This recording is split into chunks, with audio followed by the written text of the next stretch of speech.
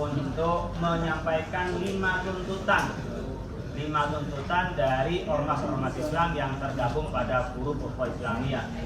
Yang pertama itu meminta pemerintah dalam hal ini BPIP untuk konsisten melaksanakan peraturan BPIP nomor 3 tahun 2022 yang itu adalah peraturan pelaksanaan peraturan presiden nomor 51 tahun 2022. Itu berkenaan dengan atribut pakaian dan tampangnya paskibra.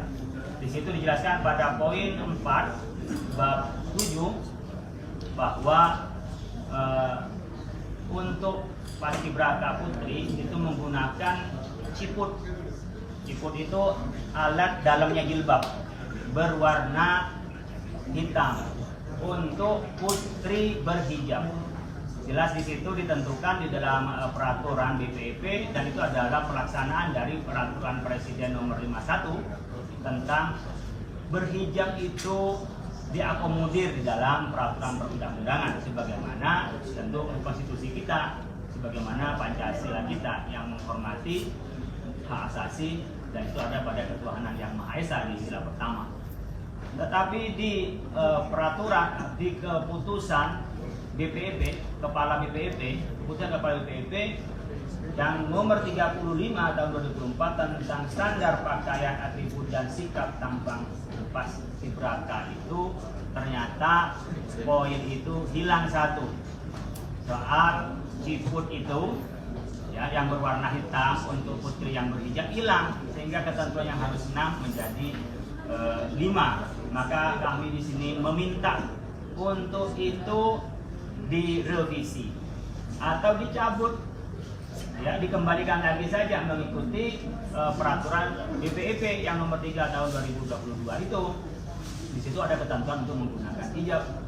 Dan ini kita minta segera untuk dilaksanakan sebelum 17 Agustus sehingga adik-adik kita, anak-anak kita ini bisa melaksanakan hak asasi manusianya untuk menjalankan ajaran agama.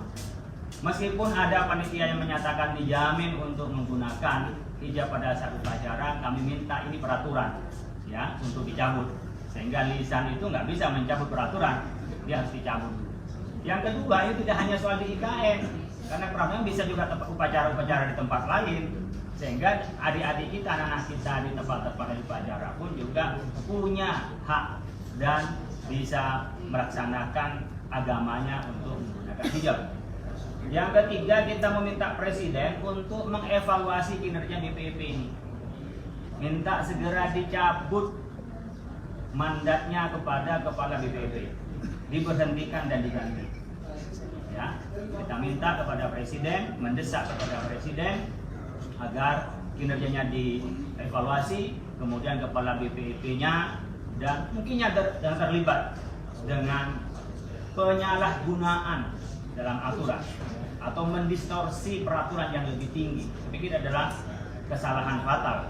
Bagaimana bikin keputusan Kepala BPIP bertentangan dengan peraturan BPIP dan tentu pasti bertentangan dengan Perpres, bertentangan dengan undang-undang, bertentangan dengan konstitusi kita. Dan yang paling tinggi yang kita sepakati adalah dengan Pancasila.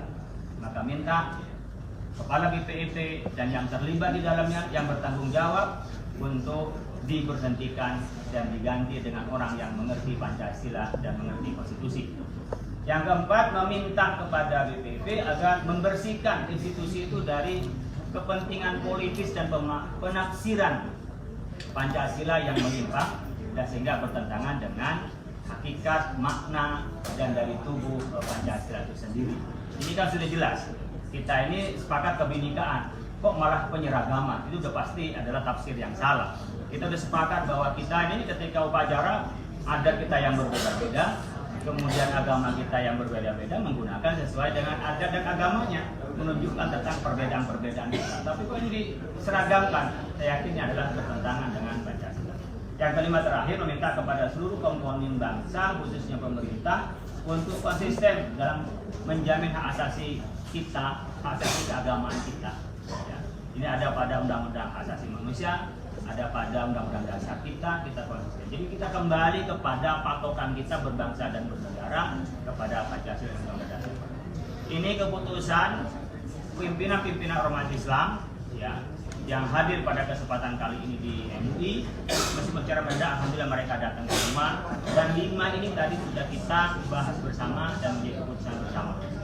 Kita akan kirim kepada Presiden, kita kirim juga ke BPIP, kita akan kirim kepada stakeholder tentu biar diketahui ini, sehingga adik-adik kita, anak-anak kita bisa melaksanakan upacara itu sesuai dengan keyakinannya masing-masing dan bisa merayakan ke 17-an ini, 17 Agustusan dengan riang gembira, tidak ada distorsi dari hak asasi manusia. Itu.